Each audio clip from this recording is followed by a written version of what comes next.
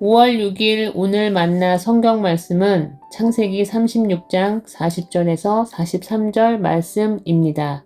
에서에게서 나온 종족들을 가문과 거주지에 따라서 나누면 각각 다음과 같다.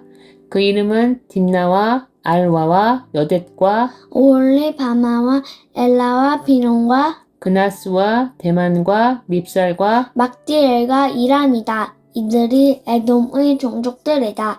종족들의 이름이 각 종족들의 살던 거주지의 이름이 되었다.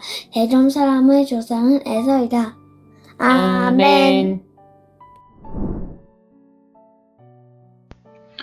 오늘 만나로 만나주시는 하나님을 기대합니다. 창세기를 읽다 보면 반복해서 등장하는 구조가 있습니다. 바로 톨레도트, 족보, 곧 누가 누구를 낳았는가라는 역사입니다. 창세기는 단순한 이야기 모음이 아니라 하나님의 약속이 어떻게 이어지는지를 보여주는 족보의 역사입니다. 오늘 본문은 바로 그 흐름 속에 있습니다.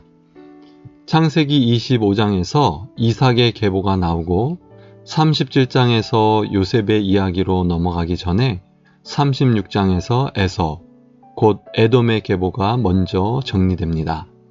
왜일까요? 언약의 계보는 이삭, 야곱, 요셉 순으로 이어지지만 언약 밖의 역사도 하나님이 주권적으로 다스리신다는 것을 보여주기 위해서입니다. 오늘 36장에서 에서의 족보를 보면 놀라운 점이 있습니다. 족장들이 등장하고 왕들이 나옵니다. 오늘 본문 40에서 43절에도 지역 권력자들이 세워집니다.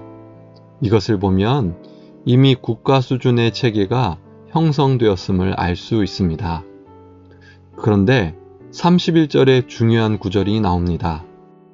이스라엘의 왕이 아직 없을 때에 다음과 같은 왕들이 차례로 에돔 땅을 다스렸다. 이 말은 무엇입니까? 에돔은 이미 왕이 있었고 이스라엘은 아직 왕도 없는 상태였다는 것입니다. 야곱의 후손은 아직 유목민입니다.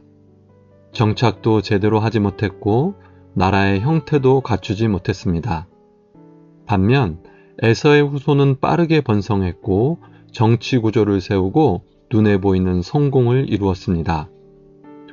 사랑하는 성도 여러분, 이 장면을 보면서 우리는 중요한 질문을 던지게 됩니다. 그렇다면 누가 더 잘된 것입니까? 눈으로 보면 분명합니다. 에서는 성공했고 야곱은 아직 미약합니다. 그런데 성경은 우리에게 다른 기준을 제시합니다. 눈에 보이는 번영이 하나님의 언약을 성취하는 기준이 아닙니다. 우리는 쉽게 착각합니다. 잘 되면 하나님이 함께 하신다고 생각하고 눈에 보이는 결과가 있어야 축복이라고 생각합니다. 그러나 오늘 본문은 분명히 말합니다. 세상의 성공과 하나님의 약속은 같은 기준이 아니다. 하나님의 나라는 다른 속도로 갑니다. 에서는 빠르게 번성했습니다. 야곱은 오랜 시간을 거쳐야 했습니다. 그러나 하나님은 언약의 계보를 조용하지만 확실하게 이어가고 계셨습니다.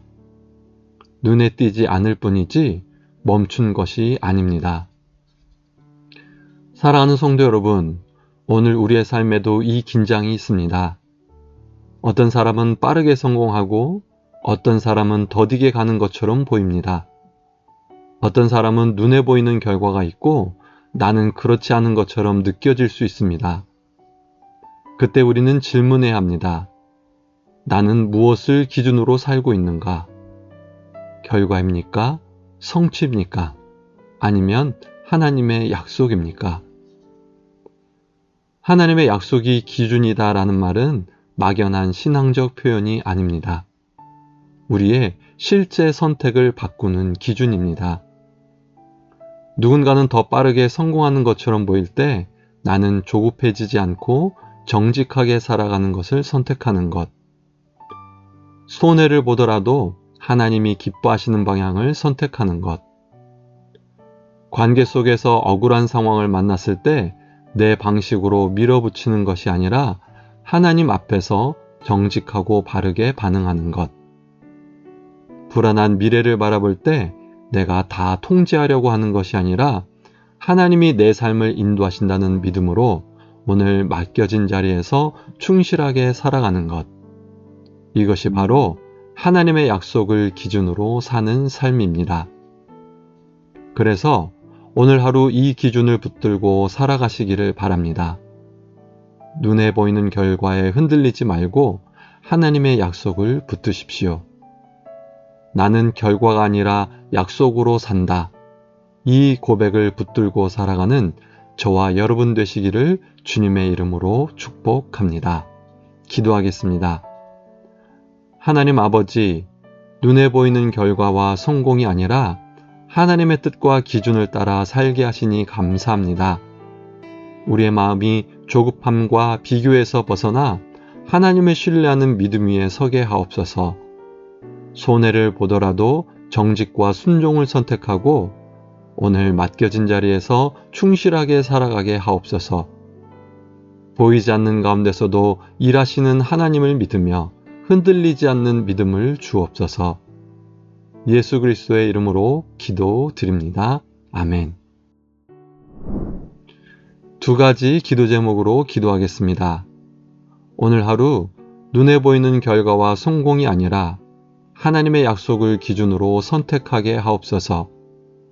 정직과 순종의 길을 걸으며 오늘 맡겨진 자리에서 신실하게 살아가게 하옵소서.